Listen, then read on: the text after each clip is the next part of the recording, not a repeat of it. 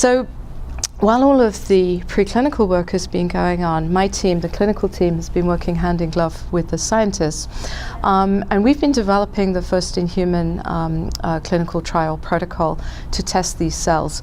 And basically, what we're planning to do is an open label study, first in human study, in a small number of patients who have advanced motor symptoms but don't have a preponderance of symptoms that we wouldn't expect the cells to treat. So I'll loop back to that in a second. And it will be a surgical transplantation with the cells that are called MSK-DA01. They will mature into what look like authentic human adult substantia nigra dopaminergic neurons. They'll be transplanted into the putamen. So they won't be transplanted into the actual normal source of the cell bodies, but they'll be transplanted to the area where the dopamine needs to be delivered.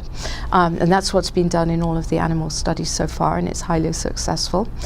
The surgery will be carried out at Memorial Sloan Kettering in New York. It'll be followed by a year of immunosuppression with a protocol that involves multiple reagents, so that we believe that we can address a potential host reaction that could arise from different aspects of the immune system.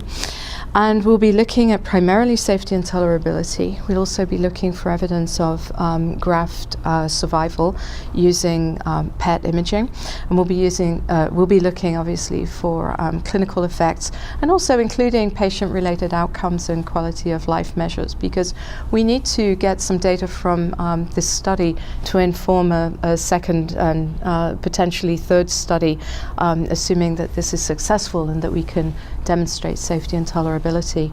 And then the last part of all of this is, I think, as I've discussed what our aims are, I've been really focused on the motor system. And for anyone who has contact with people with Parkinson's disease, they'll realize that not only are there motor symptoms, for example, balance, which are only partially, if at all, dopamine responsive, but they're also, as Parkinson's progresses, patients develop more and more of the non-motor symptoms, including cognitive decline and dementia, mood disorders, sleep disorders, and a whole host of other problems. So it's the cell product that we have at this point is not designed to tackle those aspects, and it really brings up the question of what this field of cell therapy holds for the future. And is it going to take deriving different cell types? Is it going to take, in some cases, different delivery methods to get to different targets? Is it going to take mixed cell types, where we could envisage not only delivering a neural cell type, but maybe also a glial cell type? So I think there are multiple questions that we have to address. And then there's also been a lot of discussion about this role for immunosuppression. Obviously, we're going to be delivering cells that are allogeneic, so these are not matched to the host type at all. And for that reason, we're going to be using a temporary course of immunosuppression.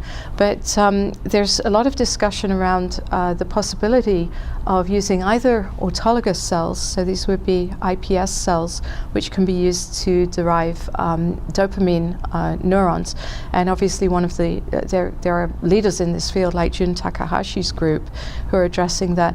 And alternatively, rather than taking autologous cells from each individual patient, could you provide rather matched cells, which we're not doing at all in our protocol, but it might be possible to take a donor where the MHC molecules are matched. So I think this is, right now we're very optimistic. It's not a cure. There are obvious caveats, but we're really excited to take the first step and get this into a first in human trial and start learning.